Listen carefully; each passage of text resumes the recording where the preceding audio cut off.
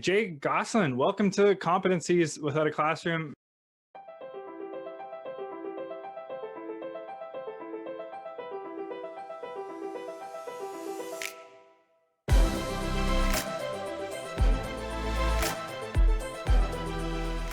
Man, we're pumped to have you here, and you know this very well, but middle school, high school students and their teachers, these are busy individuals. So on this podcast, we like to jump right into it, no fluff. I ask every guest the same question. It's probably the most important question I'm going to ask you today. It also helps to set a bit of a tone for the rest of the interview. So with that, Jay, when it comes to pineapple on pizza, are you a yes or a no on that one? It's a big no for me, Damien. Big time no. Yeah, I just can't wrap my head around it. Okay, that's fair. Everyone is entitled to their opinion. We're just getting started, so you have some work to do, but you have lots of time to win our listeners back over. On that note, Jay, I can't introduce you better than you can introduce yourself. So who is Jay Gosselin and what are you doing for work right now? Yeah, thanks, Damien. First of all, thanks for inviting me. It's really nice to chat with you. And so I do a lot of things. And right now, for the last 6 years, I've been the founder of a company called Mentor You, and it's a career and leadership development company. So we focus largely on what people tend to call soft skills, human skills, transferable skills, interpersonal skills. So I do a lot of that work with students and with professionals. We do really exciting team building and leadership training for corporate groups. Yeah. And then what I usually call my baby, or it's about 100 of us it's our baby because there's about 100 volunteers and staff. But Discover Year is a purposeful gap year program that I founded 5 years ago. Yeah. So that takes up a good amount of my time as well. Okay, that's awesome. And hopefully we're going to dig into both of those a little bit more as we continue to talk. But how does that start, Jay? Did you just wake up one day as an 18-year-old saying, I want to help young people, or I want to help professionals develop these skills? What was that moment for? And, those can be separate answers, right? Discover You and Mentor You. But if I'm a high school student listening to this, trying to figure out my path after high school, after grade 12, can you speak to yours a little bit and kind of what that journey looked like for you? Yeah, I think what's most interesting to me is that, so I started this company and Discover Year specifically because I met 12,000 high school students. I traveled across Canada. I worked at a university. I was liaising, at all the college fairs. I met 12,000 students. I was totally heartbroken. It was just baffling to me how stressed people were, how overwhelmed, how anxious they were about life after high school. And I just couldn't stop thinking about how different it was for me, and certainly for me and for most of my friends. And of course there's trepidation, right? It's a whole new world. We're leaving the nest, all that kind of stuff. But it was far more exciting than it was anxiety provoking for most people, I believe. Right. So that's really what kickstarted that, in combination with many years of trying a whole bunch of different stuff. I worked on cruise ships. I worked at the Vancouver Olympics in 2010. I traveled quite a bit. And then I worked at a university. So that's a long answer, but when I was 18, I had no idea. And importantly, I didn't actually think about it at all. I didn't really care. I was not there yet. And I think that's, to be honest, for many people, a better place to be, to have no idea and not be concerned about that. Yeah, that's a huge thing. Hopefully that if you're listening, you take away, don't feel the pressure to rush into it. Jay had many life experiences that led him to finally having enough research and enough conversations with individuals to figure out that there's a real need here. I can solve a real problem, and then kind of double down on that, right? So Jay, now that we know a little bit more about you and what's keeping you busy between, we'll call it 9 to 5, what's life look like outside of that 9 to 5? What's 5 to 9 at home right now? Oh, 5 to 9, I would define as a beautiful grind. And I say that because we've got 2 young kids. The oldest is about to be 3. The youngest is 6 months. And we've been confined in our home since March, most people, intensively, because my wife was pregnant. So it's been eye-opening for sure. It's usually 5 to 7 is family time and dinner, and usually some theatrics from our toddler. And finally, when we get them down, I do a couple of hours of work in the evening to wrap things up, answer emails and stuff like that. I usually try to read in the evenings. Sometimes I watch a little bit of TV with my wife, and that's it. Awesome. Let's say 5 years ago, pre-COVID, pre-children, what's a hobby? What's something interesting that you'd love to do if there were no pandemic going on right now? I'm a big sports guy, so I play a lot of sports. I exercise. That's where I, in fact, have most of my good ideas and my really good thoughts. And that's my kind of place of well-being, is when I get on the bike or go for a swim, go to the gym, play hockey with buddies. So I'm a sports person. I love music. I love to read. So all these books behind me I've read in the last 5 years, really, probably. I don't think I ever completed a book in my entire journey in high school or university. didn't read at all. Yeah. Then I fell in love with the topic of psychology and personal development and business. So that's something I love to do, is read and think. Yeah, that's super interesting. We have that in common. I would describe myself the same way in high school and in post-secondary.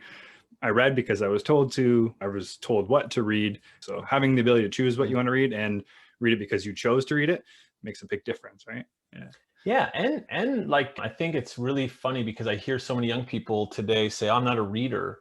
And I always catch them and I say, listen, I didn't think I was a reader at your age either. But like you said, it's a combination, I think, of being, certain types of reading being forced on you. And if you, which I think you probably are a little bit, are you a bit on a rebellious side like me?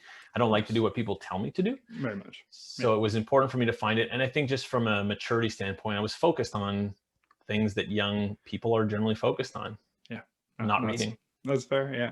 Usually, we'll come back to it in the rapid fire questions, but since we're talking about books right now, is there a book that you've read in your adult life that has had such an impact on you that maybe you'd wish you read it before you turned 18? That's a good question. Definitely many that have had an impact. I'm not sure any. I think I read the books that I don't know if I believe in destiny or not, but I think I read all the important books that I've read at the right time for the right reason. And but the book I would choose to say has had the biggest impact on me recently, at least one of the top few that's relevant to our conversation today, is a book called Range by a sports author named David Epstein. It's actually a book on career development, but the whole premise of the book is that young people should take more time and try more stuff before they decide what they want to do for a longer period of time. And tons of great actual research, scientific research, great anecdotes about, Tiger Woods, who specialized from a very early age, and Pete Sampras, who didn't do, or Roger Federer, sorry, until very late in life, he didn't decide he wanted to be a tennis player. Right. So that's the book that I would say is most top of mind. Okay. Yeah. Super applicable to this conversation. We'll link to it in the show notes. And related to that, I'm going to put you on the spot, Jay, but you just made me think of it because the last guest we had on, her name is Janelle Hines, started an amazing nonprofit called Helping Hands. And one of the things we were going back and forth about were, wishing that it was kind of mandatory at every grade level, at least in high school, that students had to be part of some kind of, whether it's volunteer or work experience, actual experience, right? The experiential part of learning. So if I could, if I had a magic wand and could change anything about the high school curriculum, I would make it so that every student had mandatory experiential learning baked into their year to year. If you had a magic wand, Jay, is there something that you would change about the curriculum knowing what you know now? Yeah, I would do, and again, like Range is a good example of a book that identifies this, but I would flip the way that young people learn. So rather than telling them what they need to know and then quizzing them on it as an example, I would start by asking them questions about what they think is important, what they think, of course you have to provide a little bit of context. Let's say as an example, World War II, you're in a history class, and rather than telling the students exactly what they need to remember and with their rote memory and memorize, I would maybe have them read a passage and ask them what they think about it. So I was really fortunate to be able to go to a high school in the States, a really nice school in New Hampshire for the end of high school. And we had 10 students in the class, 10 to 12 students around an oak table. And the teachers all had advanced degrees. They were really awesome people, and they would ask us questions. Of course, we had like stuff to read and we had to prove our knowledge, but they would give us the material, then we'd have discussions. And that's largely how we developed Discover Year, because I thought it was so eye-opening for me. And the research shows that's really a great way to do things. I couldn't agree more, man. And that's actually a great segue to a question we usually come to a little bit later, but it's strong opinions loosely held. And the reason I want to bring it up now is because a lot of what you just said is why I believe in my strong opinion. So again, a strong opinion loosely held is the context that it's something you believe in really strongly, but you're open-minded enough to new information as it becomes available. Maybe it changes your mind. My strong opinion loosely held is that grades and tests, they do more harm than they do good. What's yours, Jay? Well, I first agree. I largely agree with you on that, on your point. Mine is, and I tell this to students all the time, and I think it bears repeating by many people, but I'll premise by saying one of the major challenges I found when I met 12,000 students is that everyone had a 20-year plan. Like either they were shell-shocked and they had no idea, they couldn't articulate anything they were interested in, or when I asked them what they liked, they would ream off a double PhD program. This is a 16, 17-year-old, and they had really no idea what that entailed. And so the thing that I learned is that when I was going into university, most people, with the exception of people who were kind of told they would be doctors or lawyers or accountants, Most people were like, I'm going to go get a degree and see what happens. I'm going to learn stuff, I'm going to meet people. Yeah. And that's I think the most important for young people today for me is to really understand that you absolutely don't have to have all the answers. And in fact, it's probably almost better that you don't, because statistics show 90% of people when they're 17 have changed ideas or pathways by the time they're 25. Yeah. It's a 10,000 person study in Canada, right? So the evidence is clear, people change, but young people I find today are clinging to, they have a desperate need for certainty, which doesn't exist. Not only do people's minds change, I mean, that's a great point, but the world is changing, jobs are changing. There's going to be careers and opportunities available in a few years that you don't even know about right now, right? So to that point, don't be beholden to something at 16 or 17. Go out there, get that experience, meet the 12,000 students, and then figure out there's a need and build something from that, right? Exactly. Yeah. Okay. Jay, are you personally on Instagram? Personally, no. Oh, okay. We are not, but Discover Year is. Yeah. What's the handle for everyone listening? It's at Discover Year. Okay, perfect. And we'll link to it again. Main reason I ask, I love Instagram. It's a love-hate relationship. I personally do have an account. I've deleted it from my phone. I was using it too often for the wrong reasons. It became a time suck. And my biggest issue with Instagram is it often becomes a highlight reel, kind of people showcasing their best of, right? And that's not reality. So I like to usually use this question as a segue to talk about the opposite of that, a failure. What's a failure you've had, Jay, whether personally or professionally in the last few years that you can speak to that you think would be important for the young people listening to this to hear about? Oh, so many. The failure that I think is maybe most relevant for young people listening to this, when I was 16, I guess, when I was younger, I played competitive hockey and I lived around Montreal, and I was trying out for midget AAA, which is the kind of the creme de la creme of that age. Sure. Yeah. Before you go into junior hockey. And I desperately, it's the only thing in my life I actually ever cared about. And I was trying out for this team, the local team, and I was the last person cut. Last day of tryouts, last exhibition game, I was the last person cut. Yeah. And it was just heart-wrenching. And I know it's super privileged to say that was the worst thing that ever happened to me. I totally understand that. But in the moment, it just felt terrible. And my dad was so angry and so sad for me and all the stuff that comes with that. Yeah. And then I got home, and short story is another team in the league, other teams could ask you to try out if you got cut from another team. So the team near Ottawa in Gatineau, they called an hour after I got home and they said, "Hey, can you try out for us?" And my dad said, "You should do it." And I said, "Those guys are the enemies, dude. Like, what are you thinking? I could never play for them."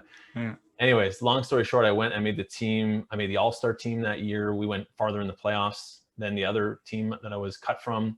Yeah. I really opened my mind because I had all these prejudices against the guys on this team that I've been playing against forever. Yeah. I thought they were just jerks, but really they were awesome guys and they just wanted to win just like I did. So, and I became fluently bilingual. I learned how to integrate into a new school, like so many lessons. It was like the greatest thing that ever happened to me at that point. Yeah. And I can't find the words right now to kind of summarize that, but it's use failure as an opportunity, right? Like it's not the worst thing in the world. It's going to open up new doors for you, and it's never going to be the end all be all, right? So don't dwell on your failures, use them to learn, right? Absolutely. And I would say so your question is very relevant for us, Damien. We spend in our student programming, especially at Discover Year, we spend a lot of time talking about failures, and we do things like this. Although we have our students, we have panels every week with professionals who do all kinds of really, really interesting stuff. And these are people who were, left at the altar, were depressed for 6 months. They crashed their car and almost died. They all kinds of failures and setbacks and rejections. And it's really cool to watch our students over the span of the year as they meet 100 of these really interesting people. Each time they meet someone, they realize, okay, this actually is true. Failure is good. Okay, you do come out on the other side, because I think that a lot of young people today, I know it's pretty stereotypical, but I do believe that young people don't fail as much, or at least not in the same way as people once did. So it's like getting to that, trying to get excited about the fact that you might not succeed is a really important thing. I believe that. I do think young people are maybe more protected from failing than in previous years, right? It's really cool that's part of your program, right? Because one of the things I love to talk about on this podcast is the fear setting exercise by Tim Ferriss. Have you heard of it before? Vaguely, yeah. I know Tim Ferriss. Remind me. Yeah, I mean, Google it. There's a 13-minute TED Talk, and he basically has this programmatic system that in its Cole's notes, you label out whatever it is you're going to do. So maybe I want to quit my job or find a new job. You list out all the worst things that could possibly happen. and then you realize they're not that bad. Or even if they do happen, yeah, they're not that bad, right? But those are kind of what if scenarios. So I love the fact that you're actually talking to people where the bad thing did happen and then realize it still really wasn't that bad, or they learned from something and they were able to make something else out of it. So it's amazing that you're talking about that with young people. Right? Yeah. And that's a basic kind of psychotherapeutic approach is, worst case scenario, what's to limit people's what's known as catastrophization, right? When people unravel and lots of young people today do that, right? So that's a really great technique that anybody can do on their own. Fantastic. Okay. Jay, probably safe to assume between Mentor You and Discover You, you've been part of a few hiring decisions. Yes. Yeah, just a few. Yeah. So here's a hypothetical scenario for you. You have two applicants. They're applying for one job and they look identical on paper. You talked about transferable skills. We call them core competencies, 21st century skills, whatever you want to call them. Over the years, what have you learned that's going to separate that one successful candidate from the other one? So the number one thing is interest. And this comes up in the research too. So interest, and then what I call adaptability, which I can describe a little bit, but interest is number one. So the first thing that I always do is generally I will often try to find volunteers for short-term or part-time places like work for us.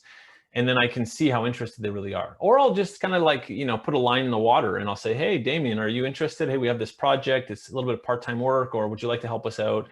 Right. And I can see very, very quickly, much better than you could ever in an interview. If someone starts to do work, how do they show up? Are they interested? Are they engaged? Are they curious? Right. All those things. And then of course, all the secondary things about, communication and resilience, all those factors are the next step. But for me, if someone is really, really interested and they have a baseline intellectual capacity, to be honest, like that is something that is relevant for most of our work. Yeah. But it certainly doesn't require an advanced degree. A lot of people that I work with don't have any degree, and they're way smarter than people who have multiple degrees. So it's interest is really, really, really interesting. And that's what we try to impart to our students is that, and I think there's a lot of, follow your passion. That's something that we try to demystify, because passion is pretty intimidating. Yeah. But what we should, I think, downgrade that to for young people is just try to identify what are you actually interested in? What are the things that you do that you would do for free, or that, not easy, but you find yourself compelled to keep going.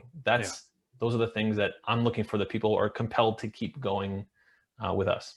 So can we dig in on that a little bit? Is it interest in the organization or interest in the role, or just they have an interest in something and they can communicate that, right? Because I mean, one of the things we talked about on this podcast before, one of the values we have in my blueprint is, wants to be here. So it's pretty easy to tell during the interview process if you've done your homework and you have a genuine interest in working for this company, or if you just hit send to, a blanket 100 companies and you just happen to get this interview, right? So if I'm somebody and let's say I haven't done the volunteer opportunity with you, so I'm just applying for a job, haven't met you before, how do I showcase my interest as part of the interview process? Yeah, it's a great question. And again, something we work on with our students, but things like, so aside from communications, aside from like how you package this, it would be things like, hey, I saw the Discover Your website, or I met somebody who was in the program, or wow, this is really interesting or really cool. This is something that I've been seeking out for a while. Yeah. Or I think it's really important that people take time before they jump into, major life decisions. Anything along that line that says to me, okay, this person actually does care. It doesn't necessarily matter exactly how it's written, but there are a certain number of ways that you can demonstrate that you really do care. So, but like having done research in the broadest sense, having an understanding of what we do, and somehow showcasing, connecting why you care about that. Yeah. That, and I would add asking smart questions, right? Or just asking questions, right? Showing that you've done the research and you're curious about why the company or the organization does something a certain way, or that kind of thing, right? Absolutely. Yeah. Cool. Jay, what's a life skill that you weren't taught in high school, but that you wish you were? I can't say that I wasn't taught it in high school, but maybe not as explicitly as I would have liked. I would say listening. And maybe I wouldn't have even been ready for it. But the greatest class I've ever done, the most useful class I've ever done, was when I was studying, which I dropped out of, by the way, but I was studying to do a master's in counseling psychology. And I did most of the courses. One of the courses is called micro counseling, and it's just 3 people, 3 classmates. One person is the interviewer. So it's as if this would be happening right now, and someone would be observing us and would give us feedback after. Yeah. And that was so useful. And we integrate that model into everything we do, because until that point, I didn't really understand how bad of a listener I was. So that's the thing. I think listening is so vastly underrated in our society. Not underrated, but miscommunicated. People don't understand how important it really is. Yeah, and I don't think it's prioritized in teaching people how to be good or active listeners, right? Oftentimes we're just waiting for you to stop talking so we can say the next thing that we want to say. We're not actually listening to the content that's coming out of your mouth. So yeah, it's a huge skill. That and curiosity for me are kind of home runs if you can develop those, right? Absolutely. Speaking of curiosity, I'm curious now about these next questions. Let's jump into some rapid fires for you, Jay. So you can write anything on a billboard. Everyone's going to see that billboard. What does it say? Take action. Go out there, do something, try stuff. Yeah, you learn from doing, right? We had another guest, I think he said almost the same thing, do over plan, right? So get out there, right? IQ or EQ, you can only pick one. Which one are you picking? EQ hands down, without a doubt. Yeah, good answer. You talked about some of your favorite courses in post-secondary. Did you have a favorite high school class? My favorite high school class, I would say I had, short answer is no. I had favorite teachers. I really connected with some of my teachers and they were awesome. And I enjoyed those classes much more. Can you give a shout out to one of them? Like who was one teacher that made a big impact? Yeah, Miss Rogers, she's passed now, but she was at the boarding school I went to. She was amazing. English professor. This is a tough one for Jay. If I was 18 again, I would. Can you repeat and finish that sentence? If I was 18 again, I would probably just generally be nicer to people, even though I think on the surface I was pretty nice. Yeah. I think I could have done things better. That's a good answer. Reflecting on myself, I think I'd probably answer the same way. I've always been a very nice person, but I think I'm even more kind and more generous and more empathetic. Maybe that's just something that happens as you get older and you encounter people with different situations and scenarios, right? Mm-hmm. Okay, just finished up with a hypothetical scenario for you. So you're the superintendent of a school board. You're tasked with deciding one competency, one transferable skill that every student needs to display evidence of in their digital portfolio in order to graduate. What is that skill?